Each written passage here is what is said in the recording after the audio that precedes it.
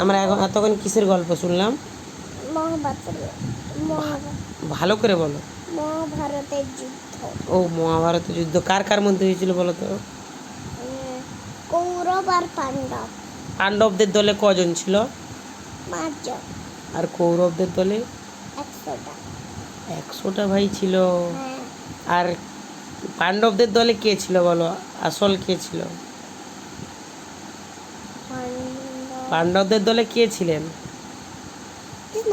কৃষ্ণ ঠাকুর। কেন কৌরবদের দলে ছিলেন না কেন?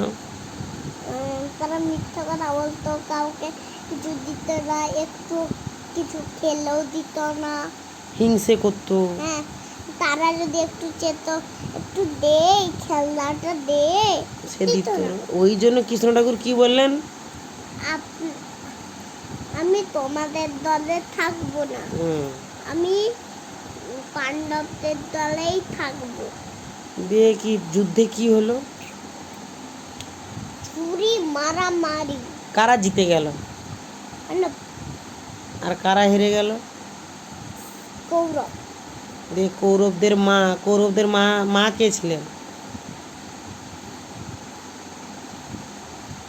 কৌরবদের মা চোখে কি ছিল? কাপড়। তার মা কে বলো তো, নামটা বলো। জানি না। গান্ধারী। গান্ধারী। গান্ধারী দিয়ে কাকে অভিশাপ দিলেন? কৃষ্ণকে। কি বললেন? কৃষ্ণকে কি অভিশাপটা দিলেন বলো? তুমি আমার বলো ভালো করে। তুমি আমার 100টা ছেলেকে মেরে দিয়েছো, আমি তোমাকে অভিশাপ দিলাম।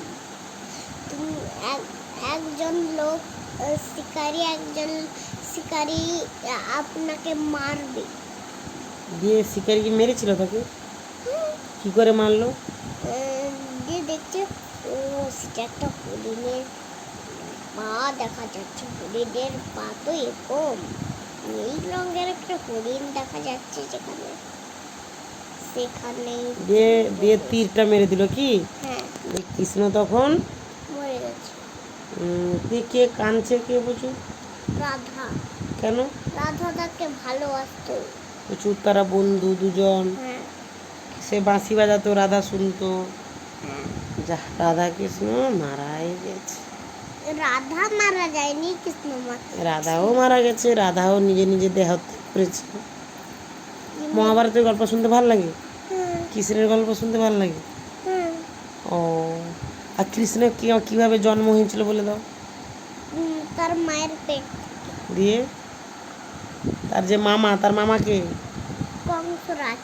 হ্যাঁ, দিয়ে তাকে মারবে বলছে কি? দিয়ে তার বাবা তাকে কি করে নিয়ে গেল?